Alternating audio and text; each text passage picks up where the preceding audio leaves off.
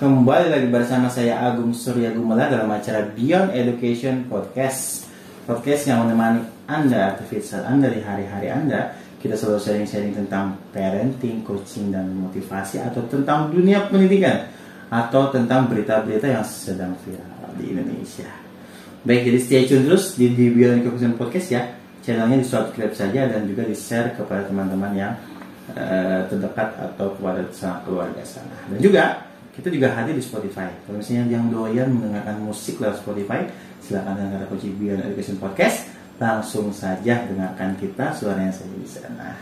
Dan pada siang hari ini bersama dengan Pak Doni. Halo teman-teman, gimana Gong? Aduh, ini Pak, sistem pendidikan Indonesia. Kenapa nih sistem pendidikan kita nih? Ini kurikulum ganti-ganti.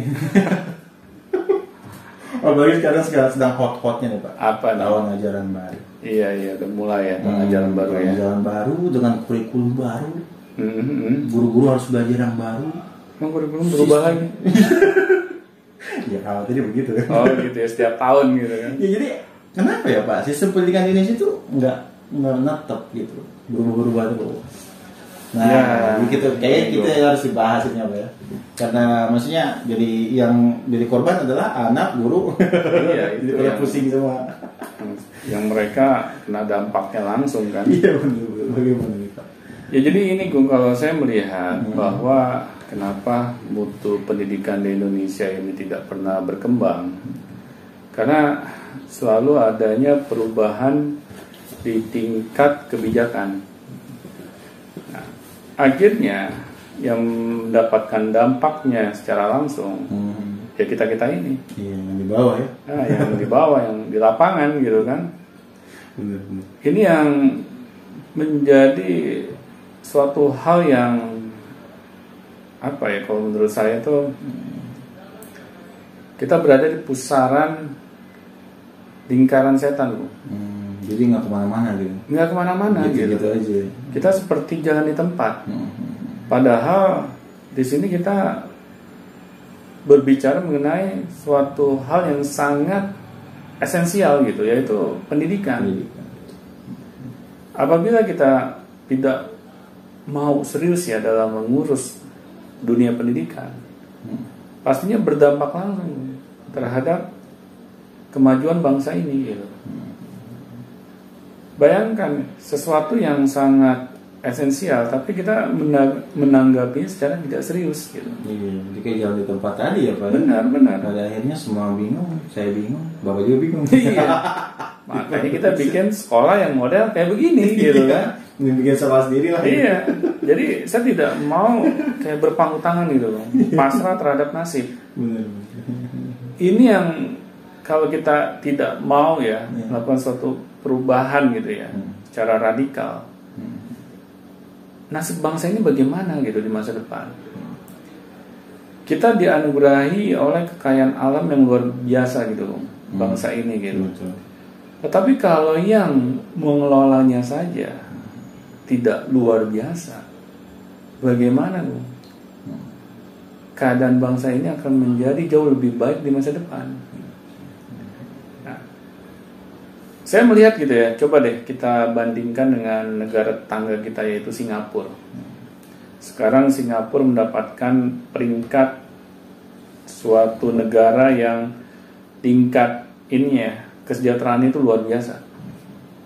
Sampai saya tadi pagi gitu ya baca di internet, banyak mahasiswa kita yang tadinya hanya belajar di Singapura sekarang berbondong-bondong merubah kewarganegaraannya ke Singapura.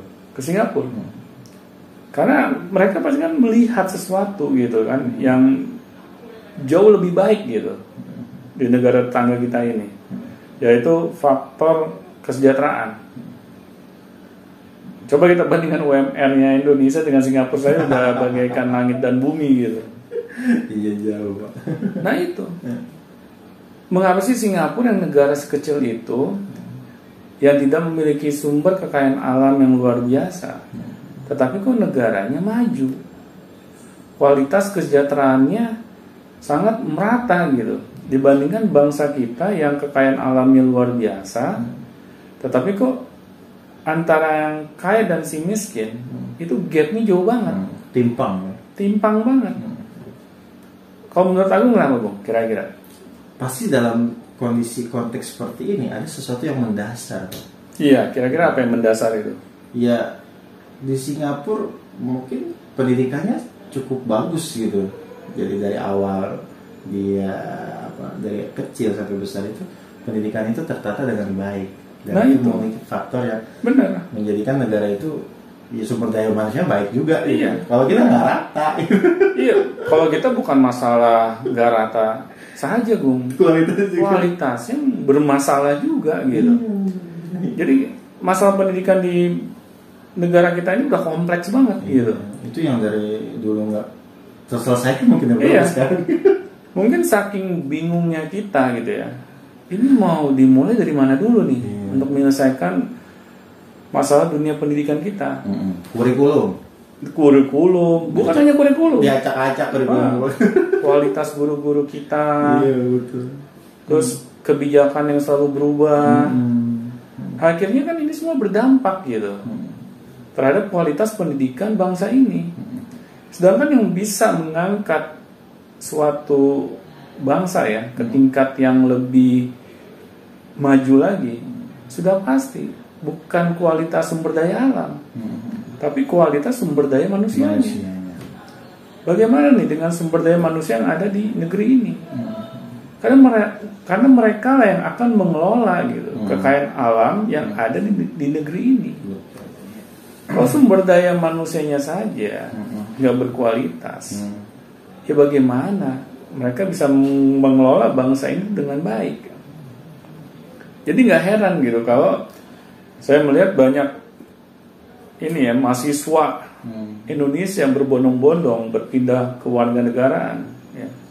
Ya kan mereka merasa tidak dihargai gitu di negeri sendiri. Mereka